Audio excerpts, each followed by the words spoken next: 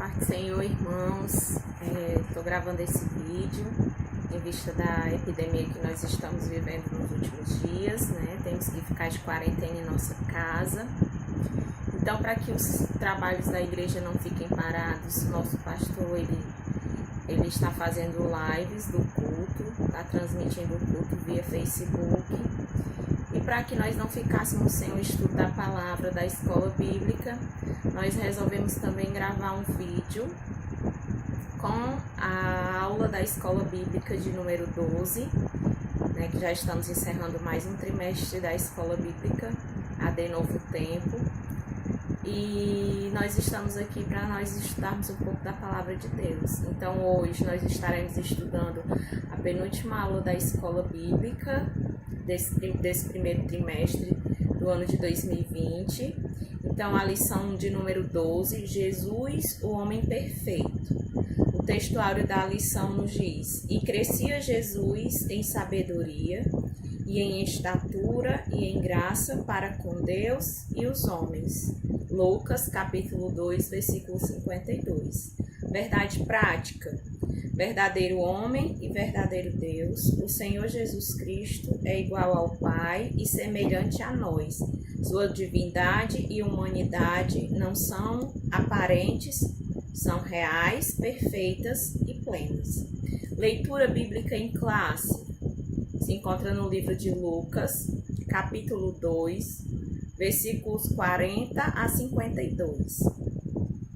Diz assim a palavra de Deus: e o menino crescia e se fortalecia em espírito, cheio de sabedoria e graça de Deus estava sobre ele.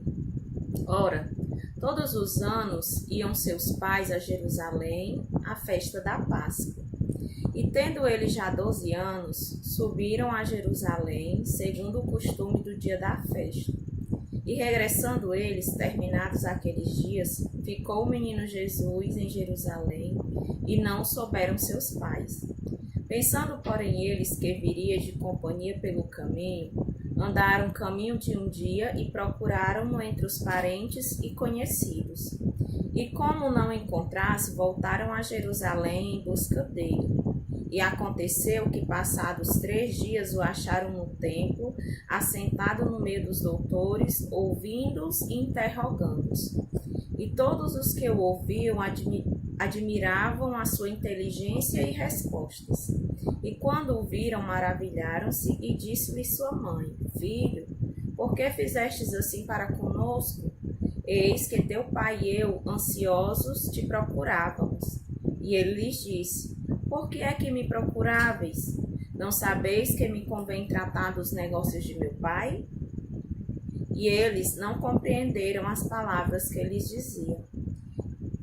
E desceu com eles e foi para Nazaré, e era-lhes sujeito.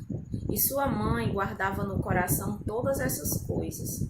E crescia Jesus em sabedoria e em estatura e em graça para com Deus e os homens. Então, gostaria de fazer uma oração com os irmãos, para que nós possamos ouvir a palavra de Deus, para que nós possamos estudar a palavra de Deus à luz do Espírito Santo, que o Espírito Santo nos dê sabedoria. Soberano Deus e eterno Pai, Senhor da glória, a Deus querido, nós queremos colocar, meu Senhor, nas tuas mãos todos os irmãos, Senhor, que vão ouvir esta palavra, que não é a minha palavra, Senhor, mas é a tua palavra. Ah, Senhor, abre cada coração. Ah, Senhor, nos dá discernimento, Senhor, da tua palavra. Nos dá compreensão, meu Senhor, de tudo aquilo que vai ser ensinado, Senhor. Que nossos corações sejam terra fértil para receber a tua palavra. E que a unção do teu Espírito Santo esteja sobre nós, nos dando sabedoria, nos ensinando, meu Senhor, a tua vontade, aquilo que o Senhor quer que nós façamos, Paizinho querido. Toma cada um em tuas mãos. É o que eu te peço e já te agradeço em nome de Jesus. Amém. Então, irmãos, o objetivo geral da lição de hoje é classificar que o Senhor Jesus é igual ao Pai e semelhante a nós. Ou seja, ele é divino e ele é humano. Então, os objetivos específicos da lição: primeiro, é expor a divindade de Jesus. Segundo, é explicar a humanidade de Jesus. E terceiro, é assinalar a perfeição de Jesus. Então, você que tem a revista, você pode acompanhar pela sua revista, tá? Nós estaremos seguindo os mesmos tópicos da revista. E você que tem Bíblia também, use a sua Bíblia, que nós também estaremos usando a palavra de Deus, porque ela é a base de tudo. Então, abra a sua Bíblia, vá analisando conosco todos os versículos que serão falados aqui, tá bom? Então, na aula de hoje, nós iremos estudar sobre a dupla natureza de Jesus. Nós sabemos que Jesus ele é Deus e que Jesus também ele é homem. E aí muitas pessoas têm dúvidas sobre a natureza de Deus, a natureza de Jesus, a natureza divina e a natureza humana. E hoje nós estaremos estudando sobre essa natureza, a natureza divina e a natureza humana. Então, Jesus, ele é um verdadeiro Deus. É importante nós frisarmos que Jesus, ele não é um Deus, ele não é uma forma de Deus. Jesus, ele é o único e o verdadeiro Deus. A dupla natureza de Deus, ela traz dúvidas a muitos, mas nós iremos tentar explicar de uma maneira mais fácil, para que todos venham entender da forma mais fácil possível. Então, Jesus, como Deus, como verdadeiro Deus, Jesus ele é eterno, o que significa que Deus, que Jesus, ele não tem um princípio e ele também não tem um fim. Abra sua Bíblia lá em Apocalipse, no capítulo 2, versículo 8. Eu vou abrir com vocês. Apocalipse, capítulo 2, versículo 8. Diz assim a palavra de Deus: ao anjo da igreja em Esmirna, escreve aquele que é o primeiro e o último, que foi morto e ressuscitado, faz as seguintes afirmações. Ou seja, Jesus ele não teve um princípio e ele também não terá um fim, porque ele é eterno. Então essa é uma das formas de mostrarmos que Jesus ele é Deus, ele é eterno. A segunda, irmãos, é que antes da sua encarnação, Jesus ele já era apresentado por Isaías como o Pai da eternidade. Então, ele sendo eterno, lá na profecia das profecias de Isaías, Isaías já nos apresenta Jesus como o Pai da eternidade. Isaías 9, capítulo 9, versículo 6, vai nos dizer isso, que Jesus ele é Pai da eternidade. Os atributos de Jesus, quanto à sua divindade, são compartilhadas tanto pelo Pai, como pelo Filho, como pelo Espírito Santo. Jesus ele também é soberano. Lá em Mateus capítulo 28, versículo 18. Mateus 28, 18.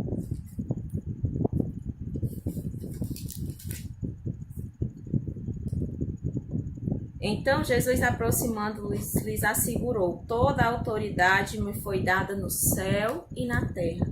Então Jesus, como Deus que ele também é soberano. Jesus ele governa sobre o céu, ele governa sobre a terra e ele governa sobre o inferno. Então Jesus ele governa todas as coisas. Então Jesus ele é eterno, Jesus ele é soberano, Jesus ele é santo. O nosso Deus, Jesus, ele é santo. Então, um dos atributos de Cristo, quanto Deus, é ser santo. Santo como o Deus Pai, santo como o Espírito Santo. Outro atributo de Jesus, ele é onipresente.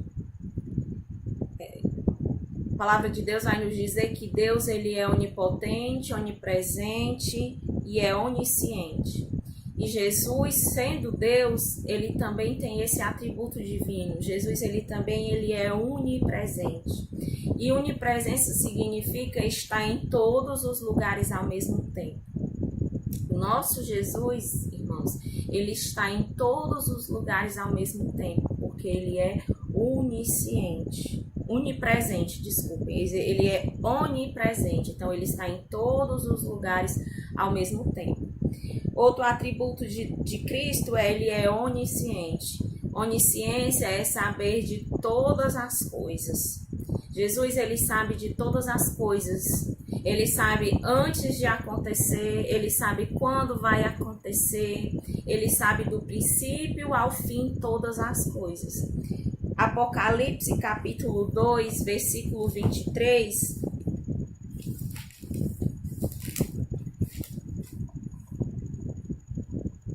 Apocalipse 2. Matarei os seguidores dessa mulher, e todas as igrejas saberão que eu sou aquele que sonda mentes e corações, e portanto retribui a cada um de acordo com as vossas obras. Então o nosso Deus, ele é onisciente, ele sabe de todas as coisas. Jesus, como Deus, ele sabe de tudo o que vai acontecer. E como Deus, ele é onipotente. Marcos, capítulo 13, versículo 26.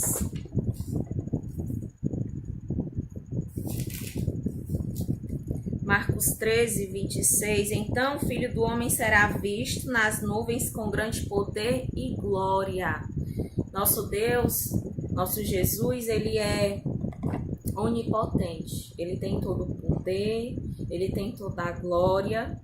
Então, Jesus, a divindade divina de Deus, tem todos esses atributos. Como Deus, Jesus também recebeu adoração, ele perdoa os pecados, né? Quando Jesus ele foi indagado pelos fariseus, quem é esse que perdoa os pecados? Então, Jesus, ele é Deus, o Deus que perdoa os pecados. Jesus, ele também, como Deus, ele promete a vida eterna, né? Ele diz que ele tem vida abundante para aqueles que o recebem. Ele diz que vinde a mim todos os que estão cansados e oprimidos, e eu vos aliviarei. Ele diz que nos dá a paz que excede a todo entendimento. Então, Jesus, sendo Deus, ele nos promete a esperança da vida eterna. João, capítulo 6, versículo 47.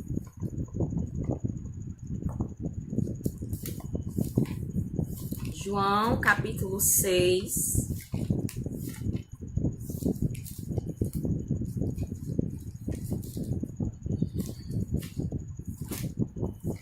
Capítulo 6, versículo 47. E em verdade vos asseguro, aquele que crê em mim tem a vida eterna. Jesus afirmando, eu sou o pão da vida, né? Então, Jesus, sendo Deus, nos garante, nos dá essa certeza que todo aquele que crê em Cristo terá a vida eterna, porque ele nos assegura isso. Jesus, ele foi exaltado pelos anjos. Lucas, no capítulo 2, versículos 10 e 11. Jesus, ele é exaltado pelos anjos. E Jesus mesmo declara-se igual a Deus. João, capítulo 5.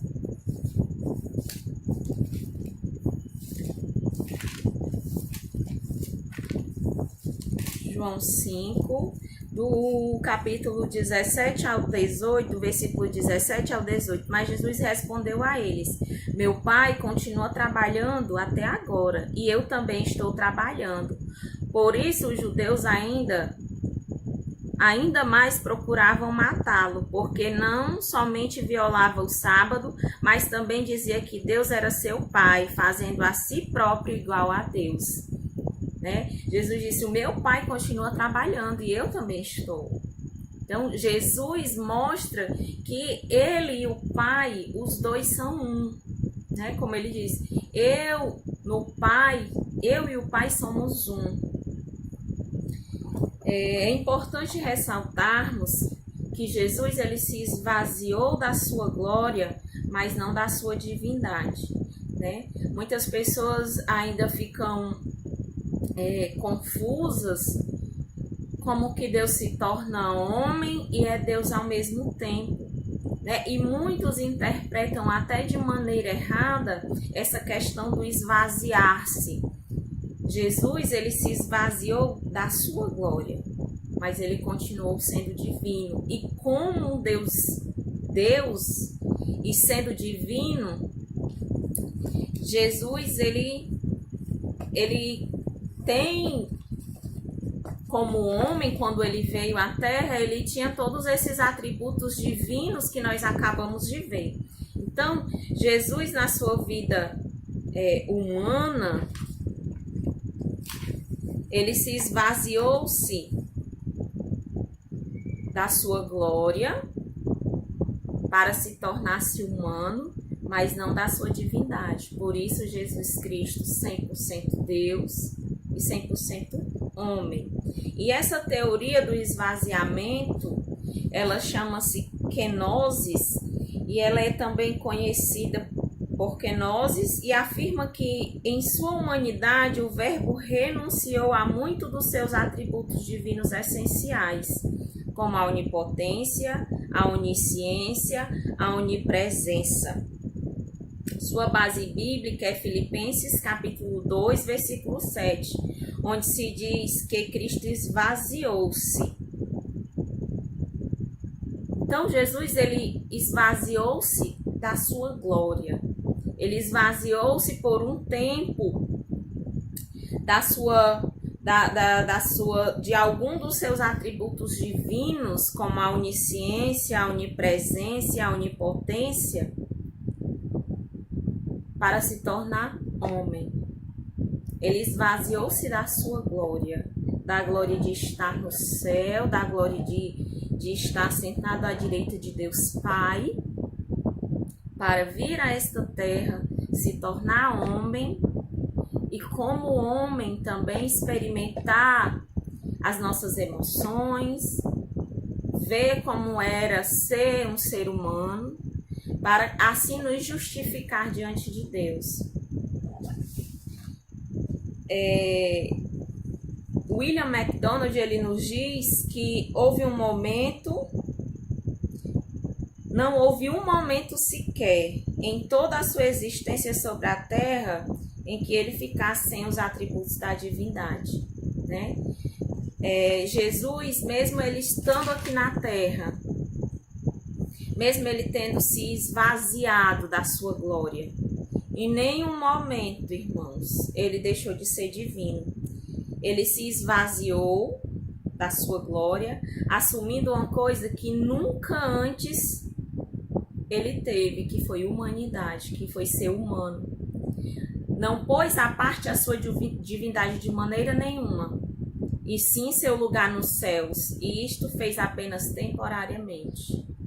Ou seja, Jesus, ele saiu do seu trono de glória, ele deixou o seu trono de glória, ele deixou o seu lugar ao lado do Pai, para vir à terra, se fazer carne, se fazer homem, para, como eu já falei, nos perdoar, para nos justificar diante de Deus, e ainda mais, para ser o nosso advogado no céu.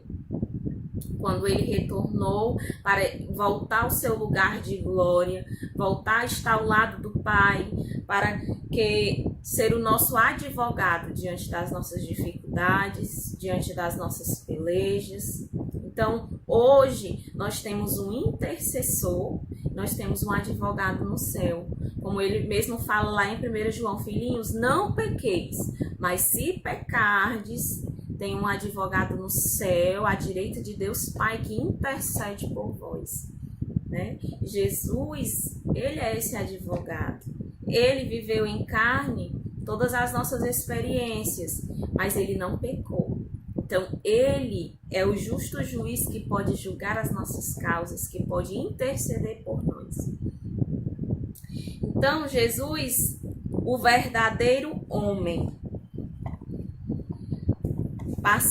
nós já vimos que Jesus é 100% Deus, nós vimos um pouco da divindade de Cristo, os seus atributos como Deus, e agora nós estaremos estudando sobre Jesus, o verdadeiro homem, né? Muitos entendem que Jesus ele estava, quando Paulo afirma que Jesus estava no seio do Pai, muitos entendem que Jesus estava parado, que Jesus estava sem ação.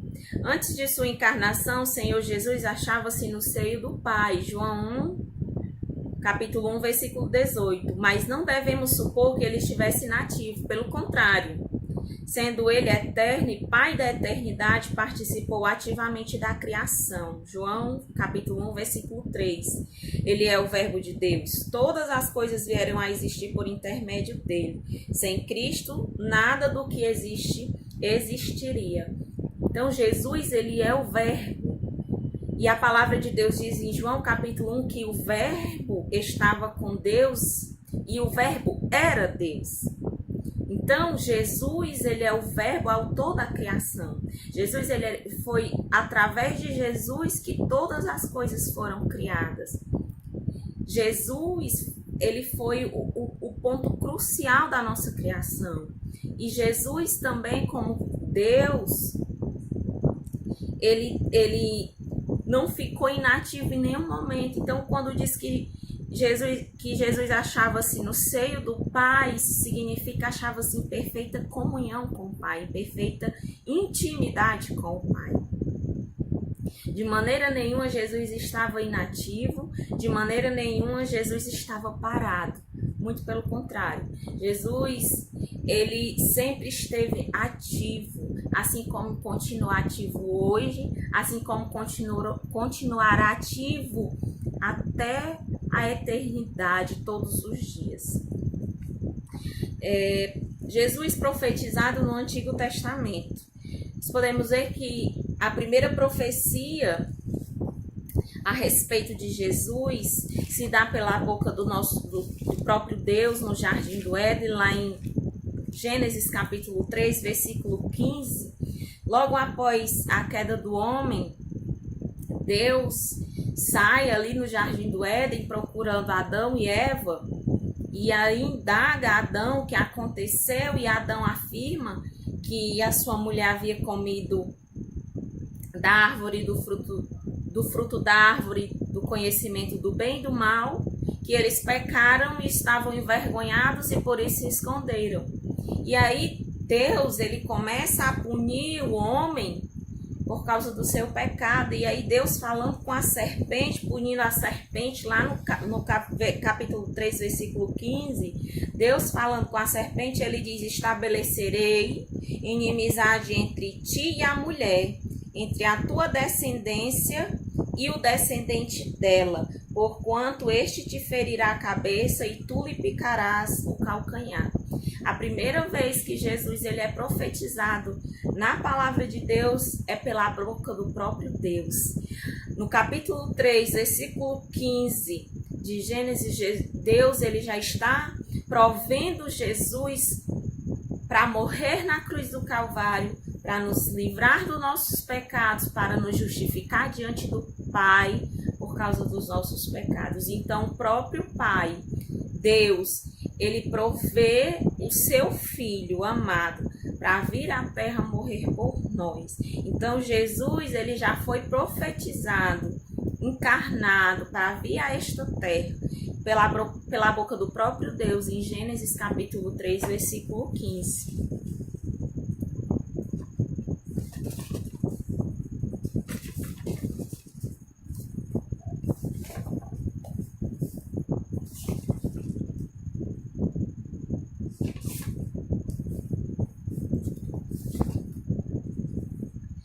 O Novo Testamento, Jesus do Novo Testamento. O Novo Testamento é mais que um segundo volume de livros bíblicos.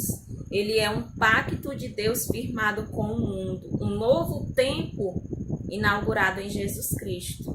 O próprio Jesus, ele diz: este é o sangue, lá quando ele está com os discípulos reunidos na última ceia. Jesus, ele diz: este é o meu sangue, o sangue da nova e eterna aliança. Então, o Novo Testamento começa em Jesus Cristo pelo sangue da nova aliança. Antes, no Antigo Testamento, era necessário que se derramasse sangue de cordeiros, cordeiros esses que deviam ser imolados, não poderiam ter defeito, e o cordeiro era imolado, o sangue era aspergido sobre o altar, e ali era justificado uma vez por ano o pecado do povo de Israel. Só que esse sacrifício ele tinha que se repetir continuamente.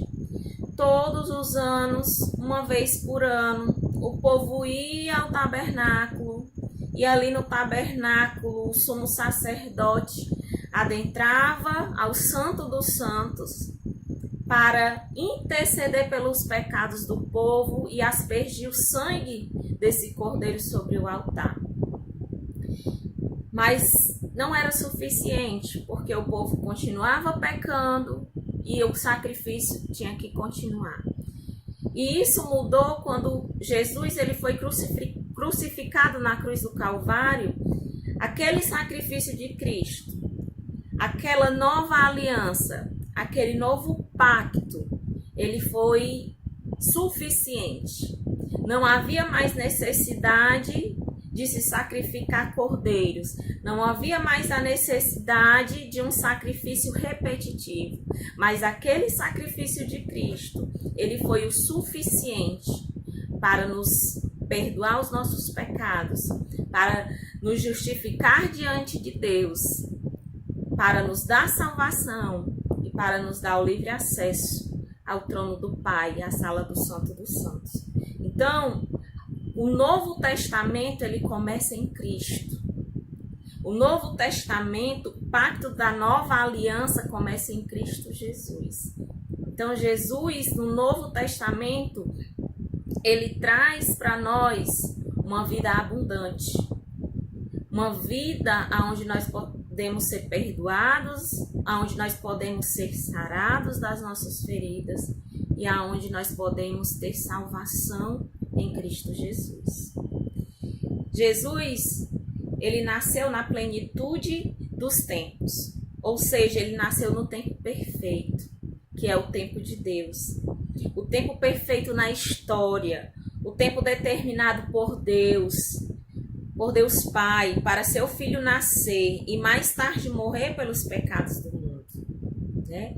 Talvez nós imaginemos, mas o tempo certo de Jesus nascer, nós vamos ver que naquela época, quando Jesus nasceu, Israel era dominado pelos romanos, o povo sofria e o povo aguardava um rei, imaginavam que Jesus viria como rei, ele vinha com muita majestade, com muitos bens materiais, com muita força para livrar aquele povo do sofrimento de Roma, para tirar aquele povo das mãos dos romanos, e eles imaginavam que tudo iria se transformar. Mas Jesus, ele nasceu na Galileia, nasceu em Belém, morou em Nazaré, era galileu, e o povo não o recebeu. O próprio Jesus disse: eu vim para os meus, mas os meus não me receberam. Né? Jesus muitas das vezes foi perseguido, Jesus sofreu ameaças de morte. Muitas das vezes Jesus foi expulso das sinagogas, foi blasfemado e foi morto. Né? Mas aquele momento era o momento perfeito, era o tempo da plenitude, era o tempo que Deus havia escolhido.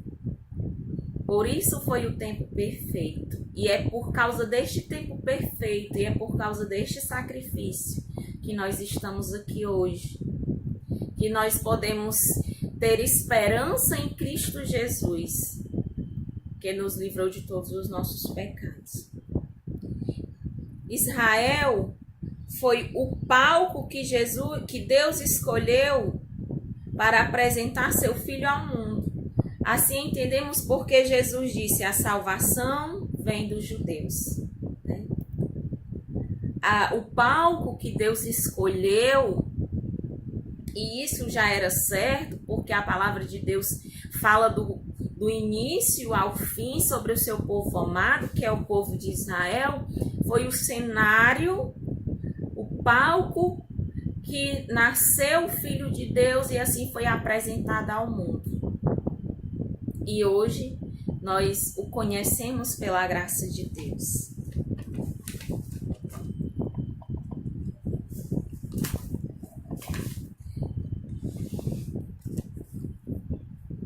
Enfatizamos que uma vez que Jesus ele assumiu a forma humana, Jesus jamais deixou de ser homem. 1 Timóteo, capítulo 2, versículo 5.